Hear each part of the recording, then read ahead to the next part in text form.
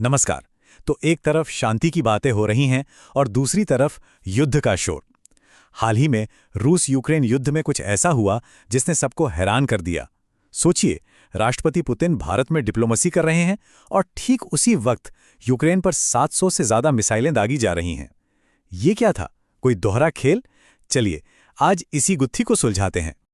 तो सवाल यही है कि कूटनीति और तबाही का ये अजीब घालमेल क्यों? एक तरफ एक ऐसी यात्रा जो शांति की उम्मीद जगाए और दूसरी तरफ एक विनाशकारी हमला। आखिर ये दोनों बातें एक साथ कैसे हो सकती हैं? आइए इस उलझन को समझने की कोशिश करते हैं। और हाँ, ये कोई मामूली हमला नहीं था, बिल्कुल नहीं। ये एक संदेश था। 700 से ज्यादा मिसाइलों और ड्रोनों की बौछार। ये आंकड़ा अपने आप में इस युद्ध की भयंकरता और रूस के इरादों की गंभीरता को दिखाता है। लेकिन इस हमले के पीछे की असल कहानी क्या है? चलिए पर्दा उठाते हैं। लेकिन ठहरिए, कहानी में एक ट्विस्ट है। एक ऐसा ट्विस्ट जो इस पूरे मामले को और भी पेचीदा बना देता है।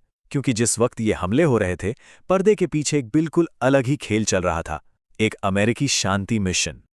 जी हाँ, ये बात सच है। पूर्व राष्ट्रपति ट्रंप के सबसे भरोसेमंद लोग, जिसमें उनके दामाद जेरेड कुशनर भी थे, 2 दिसंबर को मॉस्को में पुतिन से मिल रहे थे। ये एक अनऑफिशियल लेकिन बहुत ही महत्वपूर्ण शांति पहल थी। मकसद, इस युद्ध को रोकने का कोई रास्ता निकालना। तो फिर सवाल और भी गहरा हो जाता है। अगर शांति की कोशिशें हो रही थीं, तो फिर रूस ने युद्ध का सबसे बड़ा हमला क्यों किया? क्या ये शांति वार्ता सिर्फ एक दिखावा थी? एक बात तो साफ है, जो सामने दिख रहा था वो पूरी तस्वीर नहीं थी। तो चलिए अब उस छिपे हुए सच का पर्दाफाश करते हैं, जिससे इस जबरदस्त रूसी हमले की असली वजह सामने आएगी। ये वो जानकारी है जो पूरी तस्वीर को ही बदल कर रख देगी। अब जरा इस टाइमलाइन पर गौर कीजिए। 4-5 दिसंबर को पुतिन और उनकी पूरी कैबिनेट भारत में है। ठीक उसी वक्त यानी 5 दिसंबर को यूक्रेन रूस की आर्थिक नब्ज, उनकी तेल रिफाइनरियों पर हमला करता है। और फिर 6-7 दिसंबर को पुतिन के रूस लौटते ही यूक्रेन पर मिसाइलों की बारिश शुरू हो जाती है। अगर इन बिंदुओं को जोड़कर देखें तो तस्वीर बिल्कुल साफ हो जाती है ना? और ये कोई चोरी छिपे किया गया हमला नहीं था। यूक्रेन ने इसकी जिम्मेदारी खुलेआम ली। उन्होंने रूस के बंदरगाहों और तेल सुविधाओं को निशाना बनाया। लेकिन जो सबसे बड़ा निशाना था वो था सिजरान में रोसनेफ्ट की रिफाइनरी। ये रूस की अर्थव्यवस्था का दिल है और उनकी युद्ध मशीन को ताकत यहीं से मिलती है।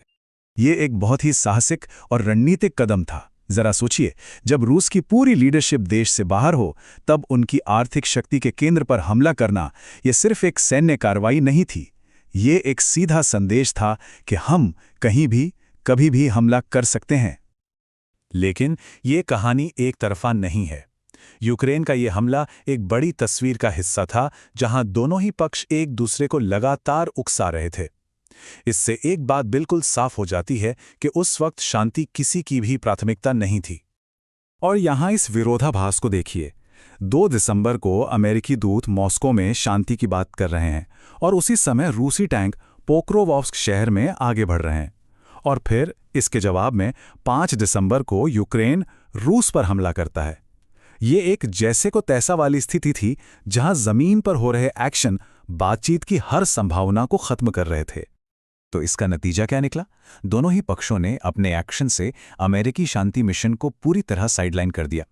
शांति दूतों की मौजूदगी के बावजूद जमीन पर जंग का खेल चलता रहा। न पुतिन रुके, न ही ज़ेलेंस्की। लेकिन इस शतरंज की बाजी में सिर्फ 2 खिलाड़ी नहीं थे। एक तीसरा और बहुत शक्तिशाली खिलाड़ी भी अपनी चालें चल रहा था, और वो थे फ्रांस के राष्ट्रपति इमैनुअल मैक्रों। मैक्रों इस अमेरिकी शांति पहल को यूरोप के लिए एक खतरे की तरह देख रहे थे। वो बिल्कुल नहीं चाहते थे कि अमेरिका यूरोप के भविष्य का फैसला करे। इसलिए उन्होंने इस कोशिश को नाकाम करने के लिए अपनी पूरी ताकत झोंक दी। फ्रांस और अमेरिका के बीच ये तनाव कोई नई बात नहीं है। याद होगा, ऑस्ट्रेलिया के साथ अरबों डॉलर की ऑकस पनडुब्बी डील से अमेरिका ने फ्रांस को बाहर कर दिया था। लड़ाकू विमानों के बाजार में भी दोनों कट्टर प्रतिद्वंदी हैं।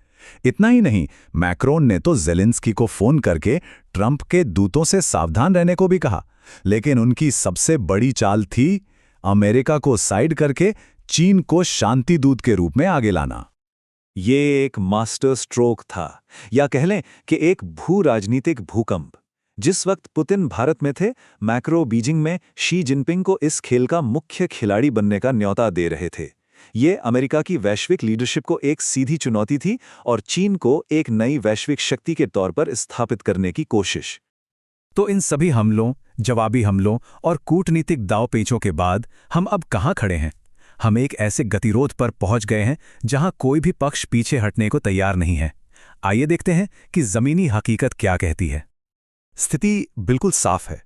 रूस यूक्रेन के 20% हिस्से पर अपना नियंत्रण बनाए रखना चाहता है और इसे छोड़ने से साफ इनकार कर रहा है। वहीं दूसरी तरफ यूक्रेन अपनी संप्रभुता पर कोई समझौता करने को तैयार नहीं है और भविष्य में ऐसे किसी भी हमले से बचने के लिए ठोस सुरक्षा गारंटी मांग रहा है। तो नतीजा, आपस में बिल्कुल भरोसा नहीं, लगातार बढ़ता तनाव और वैश्विक शक्तियों के अपने अपने हित, इन सब ने मिलकर शांति के हर दरवाजे को बंद कर दिया है। ये एक ऐसा खतरनाक गतिरोध है जहां एक छोटी सी चिंगारी भी बहुत बड़ी आग भड़का सकती है। और यही बात हमें आखिरी और सबसे बड़े सवाल पर लाकर खड़ा करती है। एक ऐसे युद्ध में जहां भरोसा बिल्कुल खत्म हो चुका हो और वैश्विक शक्तियां पर्दे के पीछे से अपनी चालें चल रही हों, तो शांति का आखिर कौन सा रास्ता बचता है? इसका जवाब शायद वक्त ही देगा।